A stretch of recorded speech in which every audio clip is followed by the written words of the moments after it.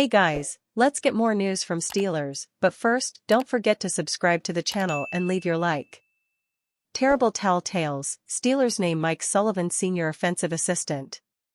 Who will be the Steelers quarterback next year? Paulo Pickett, but with a leash a lot shorter than he's ever had if Rudolph, who is a free agent, returns. With Rudolph playing the last few games, the Steelers' offense looked the best it has in years. I loved the long throws, and the running game opened up. Why can't Mike Tomlin realize this? Keith O. Maybe he does. Maybe that's why he went to Rudolph over Pickett the final few games, even when Pickett was healthy. It is difficult for Tomlin to say that it's going to be an open competition between Pickett and Rudolph when he doesn't know whether Rudolph will be back. I say let's see what happens. If Rudolph comes back and Tomlin still hands the job to Pickett on day one without a chance of losing it, then there's a real problem.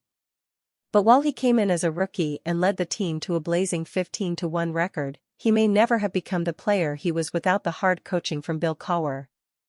Cowher treated Roethlisberger not like the first-round pick at quarterback, but another mediocre rookie who had to prove his worth.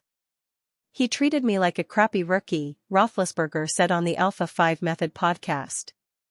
He's admitted it and we've talked about it.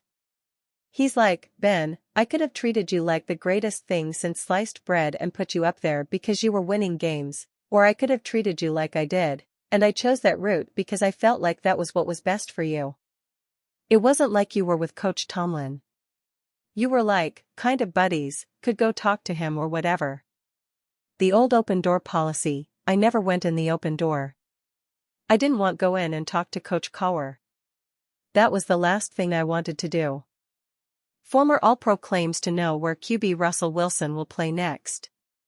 Russell Wilson is still under contract with the Denver Broncos, but the belief is that they will part ways with the 12-year veteran after back-to-back losing seasons. If that's the case, several teams will likely be interested in him. But former All-Pro wide receiver Chad Johnson seems to think he already knows where Wilson will play next.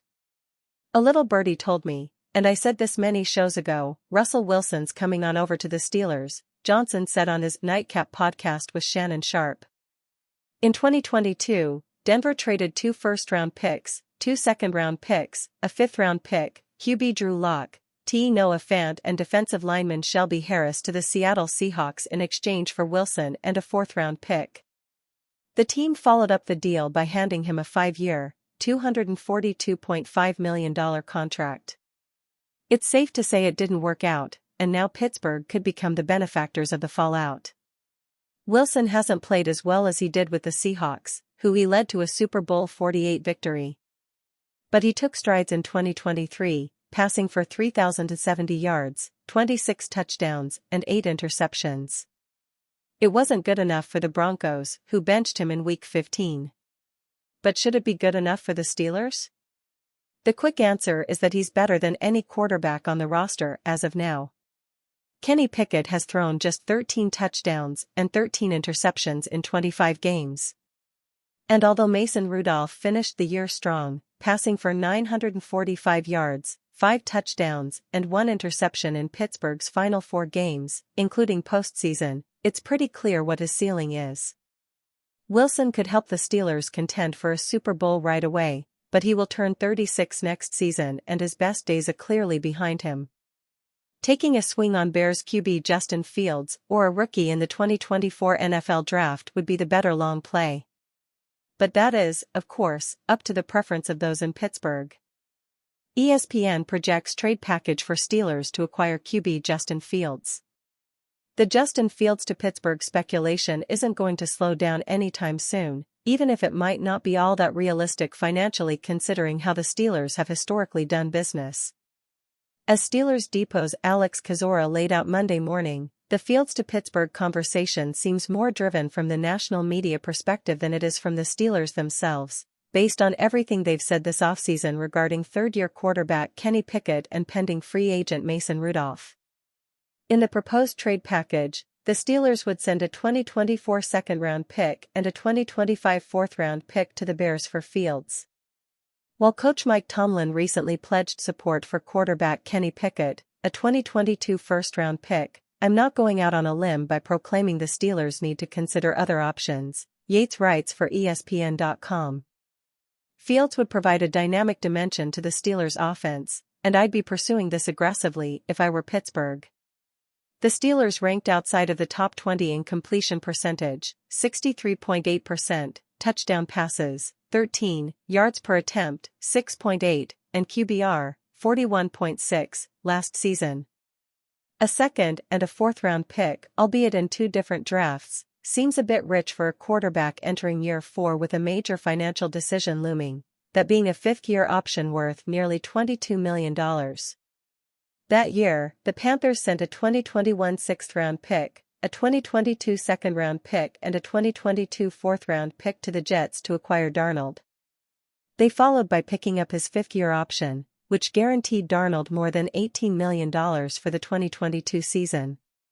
Of course, that trade didn't work out for the Panthers as Darnold never put it all together.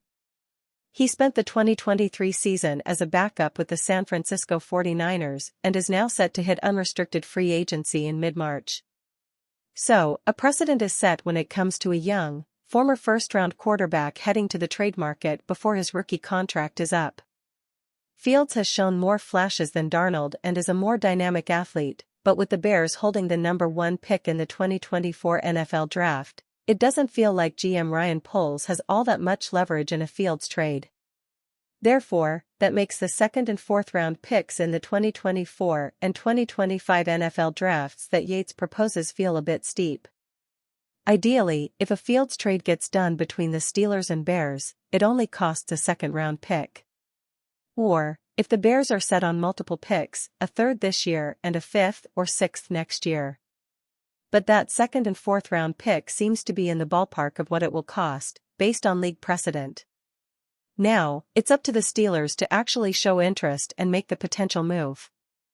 ESPN's Mike Greenberg certainly wants to see it happen, listing Fields to the Steelers as the number 3 move he wants to see this offseason, right alongside the New York Giants trading up to acquire Drake May in the draft, the Las Vegas Raiders moving up in the draft for a QB, a Stephon Diggs trade to the Dallas Cowboys, and a Davante Adams trade to the Jets.